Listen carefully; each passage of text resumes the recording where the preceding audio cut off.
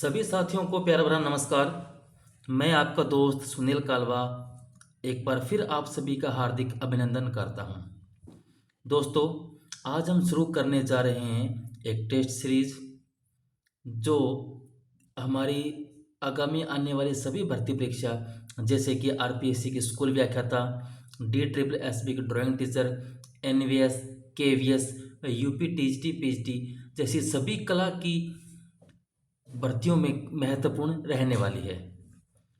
चित्रकला के इस निशुल्क बैच के अंदर हम शुरू करने वाले हैं आज हमारा प्रथम टॉपिक जो है शिल्प और कला के प्राचीन ग्रंथ। शिल्प और प्राचीन कला के ग्रंथ के अंदर टॉपिक को हम सीरीज में शुरुआत करते हैं और देखते हैं आज के महत्वपूर्ण प्रश्न। विष्णु धर्मोत्तर पुराण के चित्र सूत्र में किस कला को सर्वोच्च स्थान दिया गया है? तो आपका सही उत्तर होगा ऑप्शन 3 चित्रकला। यानी विष्णु धर्मोत्तर पुराण में का जो ग्रंथ है उसके अंदर चित्र सूत्र के अंदर चित्रकला को सर्वोच्च स्थान दिया गया है। वास्तुकला, मूर्तिकला एवं चित्रकला तीनों का विवेचन किस में है? यानी किस ग्रंथ के अंदर आपको इन तीनों का वर्णन देखने को मिलता है? तो आपका सही उत्तर होगा ऑप्शन 1 चित्र सूत्रम। चित्र सूत्रम में आपको वास्तुकला, मूर्तिकला व चित्रकला तीनों चीजें देखने को मिलती है। चित्र सूत्र में अध्याय 86 से 93 तक किसके निर्माण के नियम वर्णित है? तो आपको यहाँ पर देखने को मिलते हैं देव प्रतिमा निर्माण। ऑप्शन 1 बिल्कुल सही जवाब।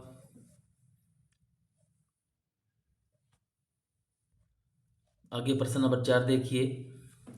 चित्र सूत्र का सर्वप्रथम अनुवाद किसने किया? चित्र सूत्र का सर्वप्रथम अनुवाद करने वाले थे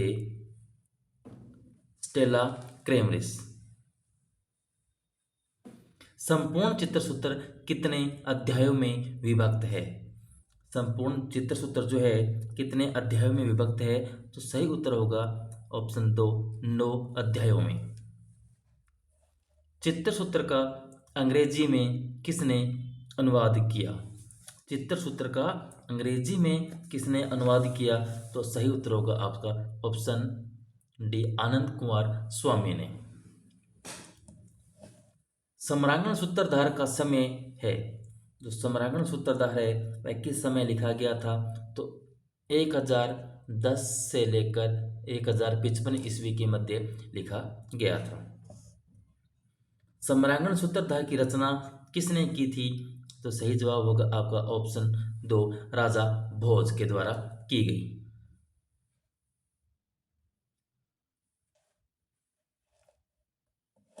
सम्रांगण सूत्रधार की रचना किसने की? राजा भोज। अच्छा, आगे वाला प्रश्न देखते हैं हम। सम्रांगण सूत्रधार के कितने अध्याय हैं? सम्रांगण सूत्रधार के कितने अध्याय हैं? तो आपका सही उत्तर होगा ऑप्शन 3 84, यानी 84 अध्याय जो हैं इसके अंदर आपको देखने को मिलते हैं। सम्रांगण सूत्रधार कितने भागों में बंटा हुआ है? तो सम्रांगण सूत्रधार जो है ऑप्शन 4 7 भागों में, सम्रांगण सूत्रधार को 7 भागों में बांटा गया है। चित्रक्रम कौन सा भाग है? चित्रक्रम जो है इसका कौन सा भाग है? तो ऑप्शन 1 7वां भाग जो है इसका चित्रक्रम है।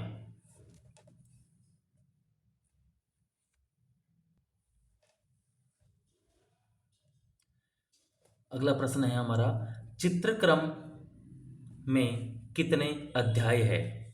तो आपका ऑप्शन 2 चित्रक्रम में कुल 6 अध्याय है। चित्रक्रम में कुल 6 अध्याय हैं जिनके नाम आप देख सकते हैं। चित्रोद्देश्य, भूमि बंधन, लेप्य कर्मादि, अंडक प्रमाण, मनोत्पत्ति और रस दृष्टि लक्षण। मानसोलास के रचयिता कौन थे? तो मानसोलास के रचयिता जो है आपके सोमेश्वर। विश्वकोशात्मक ग्रंथ किसे माना गया है? विश्वकोशात्मक ग्रंथ जो है अभिलाषितार्थ चिंतामणि को माना गया है।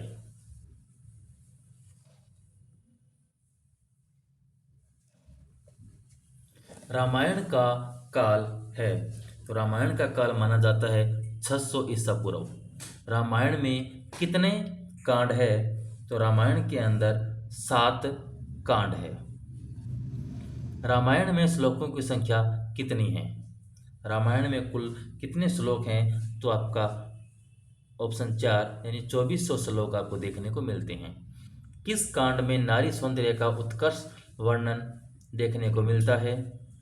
तो आपका ऑप्शन 1 सही होगा, सुंदरकांड। यानी सुंदरकांड के अंदर नारी सौंदर्य का जिक्र किया गया है। महाभारत की रचना किसके द्वारा की जाती है? तो ऑप्शन 3 कृष्ण कृष्ण देवापायन व्यास, यानी जो आप वेद व्यास कहते हैं उसका पूरा नाम है कृष्ण देवापायन व्यास। महाभारत कितनी बार संकलित किया गया है? महाभारत जो है कितनी बार संकलित किया गया है? तो महाभारत को 3 बार संकलित किया गया है।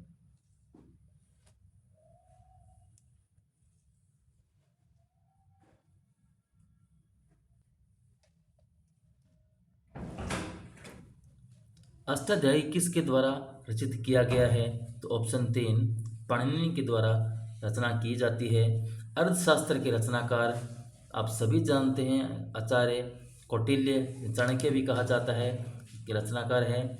कामसूत्र का रचनाकाल है तो यह है ऑप्शन 4 और 200 ईसा पूर्व से लेकर 100 ईसा पूर्व तक का समय कामसूत्र का माना जाता है। वेद, ब्राह्मण, आरण्यक और उपनिषद किसके ग्रंथ है? तो किसके अंग है? तो ये है वैदिक साहित्य के अंग है। ऋग्वेद में कितने मंडल और सूक्त है? तो ऋग्वेद में 10 मंडल है, 1028 सूक्त है।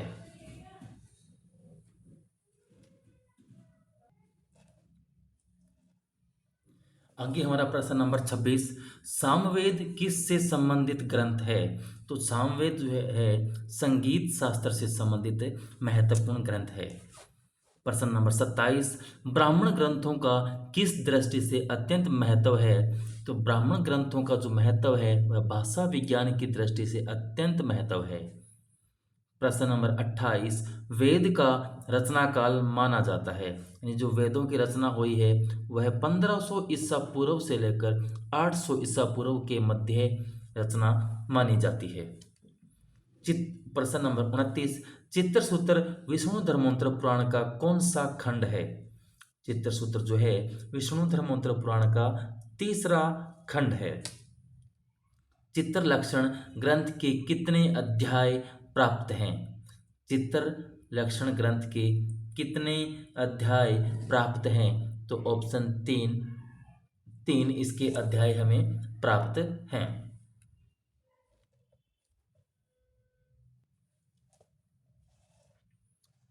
प्रश्न नंबर 31, चित्र लक्षण का कौन सा अनुवाद उपलब्ध है? तो चित्र लक्षण का तिब्बती अनुवाद वर्तमान में उपलब्ध है। प्रश्न नंबर 32, शतपथ ब्राह्मण में नगनजीत को किस देश का राजा बताया गया है? तो आपका सही उत्तर होगा 1 गांधार देश का। चित्र लक्षण के प्रथम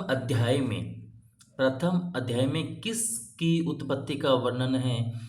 तो आपको प्रथम अध्याय के अंदर चित्रकला की उत्पत्ति का वर्णन देखने को मिलता है चित्रलक्षण ग्रंथ में। चित्रलक्षण प्रश्न नंबर 34 है, चित्रलक्षण के 3रे अध्याय में किसके विधान का विवेचन है? यानी जो 3रा अध्याय है वहाँ पर आपको किसका विवेचन है? तो वहाँ पर चित्रकला के विधान का विवेचन है। यानी अब आप देखें ध्यान से, तो जब हमने इससे पहले प्रश्न पढ़ा था तो उसके अंदर दिया गया था, एक प्रश्न था कि चित्र लक्षण जो है, ये चित्र लक्षण है, इस चित्र लक्षण के अंदर कुल कितने अध्याय हैं? तो वहाँ पर बताया गया था 3 अध्याय हैं। तो जो प्रथम अध्याय है उसके अंदर चित्रकला की बात की गई है। जो 3रा अध्याय है उसके अंदर चित्रकला के विधान का विवेचन है। और उसके बाद एक रह गया हमारा अध्याय 2। अध्याय 2 के अंदर क्या होता है कि वहाँ पर उस कहानी का जिक्र किया गया है जिसके द्वारा बताया जाता है कि चित्रकला की उत्पत्ति देवताओं से किस प्रकार होती है। यानी वहाँ पर वह उस युद्ध का जिक्र किया गया है जो नगनजीत व इंद्र के बीच में होता है। और किस प्रकार नगनजीत इंद्र से विजय प्राप्त करते हैं, वह उस बालक में जान डलवाते हैं ब्रह्मा जी से। तो जो वो कहानी है वह है अध्याय 2 में है। तो इस प्रकार चित्रलक्षण के 3 अध्याय हैं। प्रथम में चित्रकला का जिक्र, द्वितीय अध्याय में चित्रकला की उत्पत्ति का जिक्र, चित्रकला बताया गया है कि देवी उत्पत्ति है, और तीसरे अध्याय में चित्रकला के जो विधान है उसका विवेचन यहाँ पर किया गया है। प्रश्न नंबर 35, सोमेश्वर ने कितने प्रमुख रंग बताए हैं? तो सोमेश्वर ने प्रमुख 4 रंग बताए हैं। वज्रलेप या प्लास्टर बनाने की विधि का वर्णन किस ग्रंथ में है? तो वज्रलेप बनाने की विधि का वर्णन आपको मानसोलास में मिलता है।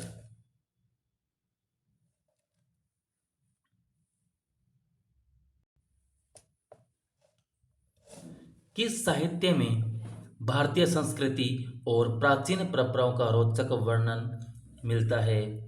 तो आपका उत्तर 2 लौकिक संस्कृत साहित्य के अंदर। प्रश्न नंबर 38, रामायण किसके द्वारा रचित ग्रंथ है? तो उत्तर आपका 2 वाल्मीकि के द्वारा रचित ग्रंथ है। प्रश्न 39, किस कांड में भावों का मार्मिक चित्रण देखने को मिलता है? तो आपका सही जवाब होगा अयोध्या कांड में। महाभारत के कितने श्लोकों में कौरव पांडवों की मूल कथा है? तो 8800 श्लोकों में, यानी 8800 श्लोकों में आपको रामायण महाभारत के जो कौरव और पांडवों की मूल कथा का जिक्र देखने को मिलता है।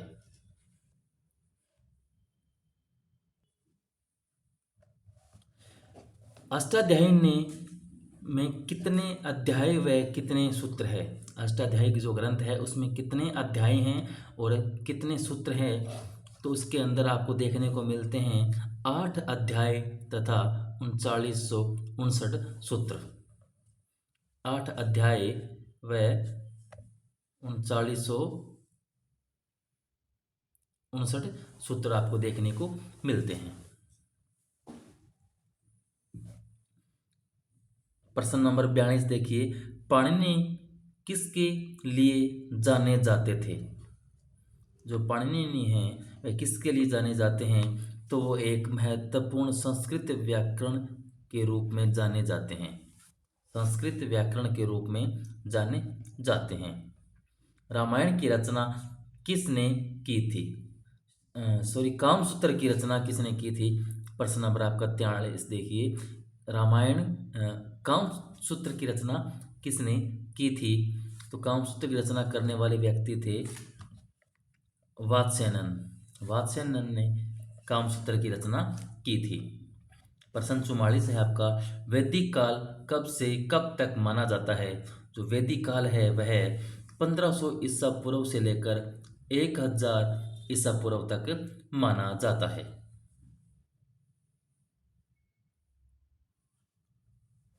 किस वेद में यज्ञ वेदिका निर्माण विधि, यज्ञ संपन्न विधि तथा देवी देवताओं की स्तुतियों का वर्णन देखने को मिलता है? तो ये वर्णन आपको देखने को मिलता है ऑप्शन 4 यजुर्वेद के अंदर। प्रश्न नंबर 46, इस वेद में वर्ण व्यवस्था को वर्णित किया गया है, यानी किस वेद के अंदर आपको वर्ण व्यवस्था देखने को मिलती है? तो वह आपका ऑप्शन 1 अथर्ववेद के अंदर आपको वर्ण व्यवस्था देखने को मिलती है। गेय स्त्रोतों का ग्रंथ है। गेय स्त्रोतों का ग्रंथ कौन सा है? सामवेद है, इसलिए सामवेद को गेयात्मक वेद कहा जाता है। प्रश्न 48, इन ग्रंथों का अध्यापन वनों में वानप्रस्थों के लिए किया जाता था। वनों में वानप्रस्थों के लिए किया जाने वाला जो अध्यापन था वो था आरण्यक ग्रंथ। वैदिक साहित्य का तीसरा महत्वपूर्ण भाग है। वैदिक साहित्य का तीसरा महत्वपूर्ण भाग कौन सा है? ऑप्शन 1 आप देखिए, उपनिषद जो है वैदिक साहित्य का महत्वपूर्ण भाग है। उपनिषद की संख्या कितनी है? तो उपनिषदों की कुल संख्या है 108 से भी अधिक उपनिषदों की संख्या मानी गई है।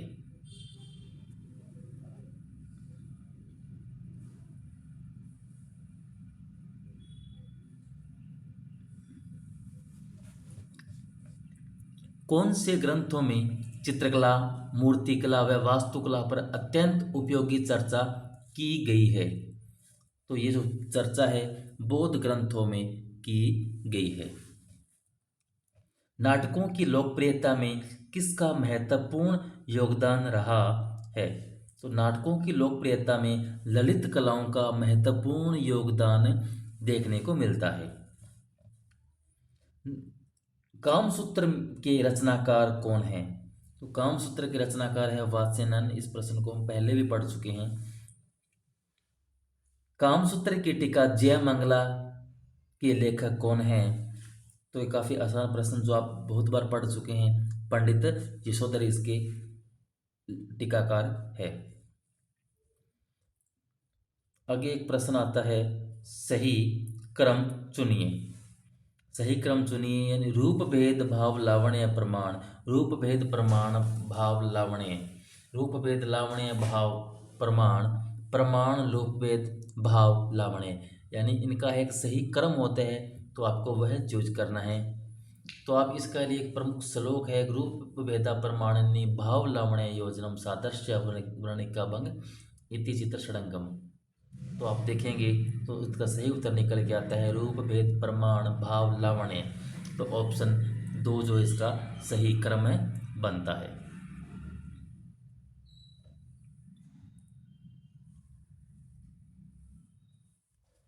प्रश्न 56, चित्र में सौंदर्य के लिए कौन सा अंग जरूरी है?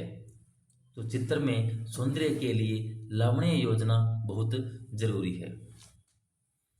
प्राचीन भारतीय ग्रंथों में कलाओं की संख्या है।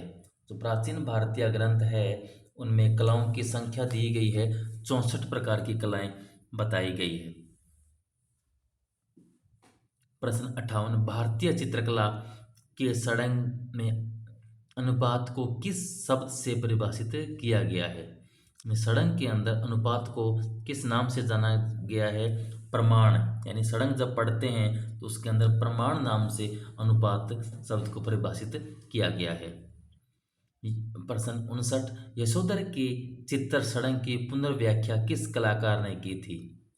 यशोधर ने जो षडंग लिखा था उसकी पुनर्व्याख्या किसने की थी? तो आपका सही जवाब आता है अवनींद्रनाथ ठाकुर। अवनींद्रनाथ ठाकुर ने ही षडंग की पुनर्व्याख्या की थी। अवनींद्रनाथ टैगोर ने षडांग नामक पुस्तिका का प्रकाशन किस वर्ष में करवाया था? तो इस पुस्तक का प्रकाशन 1921 में करवाते हैं।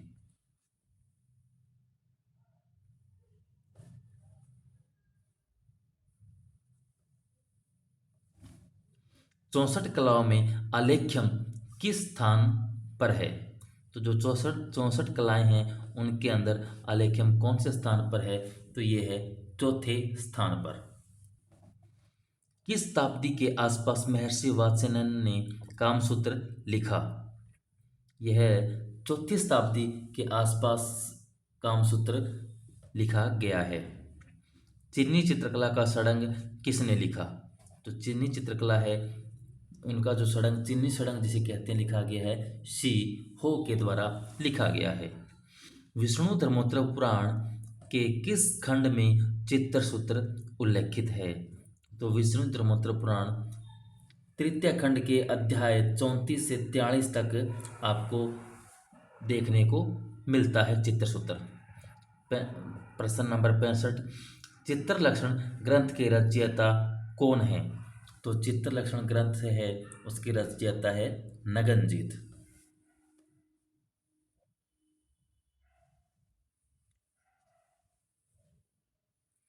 नगनजीत का पूर्व में नाम क्या था?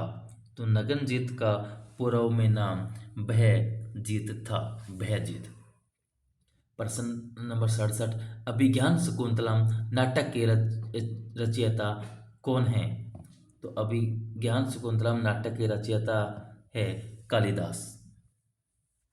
ग्रंथों का चिंतन मनन एवं रचना वनों में हुई इसलिए इन्हें कहा जाता है, यानी वो ग्रंथ जिनकी रचना, जिनका चिंतन मनन सब कुछ वनों में हुआ है, तो वो कौन से ग्रंथ है? वो ग्रंथ है आरण्यक ग्रंथ। प्रश्न नंबर 69, विश्वकोशात्मक रचना अर्थशास्त्र किसके द्वारा लिखी गई है? तो ये लिखी गई है कौटिल्य के द्वारा। तो दोस्तों आज के लिए बस इतना ही। आपको कैसी लगी ये क्लास मुझे ज़रूर बताइए, और इसी प्रकार के अगर आप क्लास चाहते हैं तो कमेंट करिए। पढ़ते रहिए, मस्त रहिए। धन्यवाद।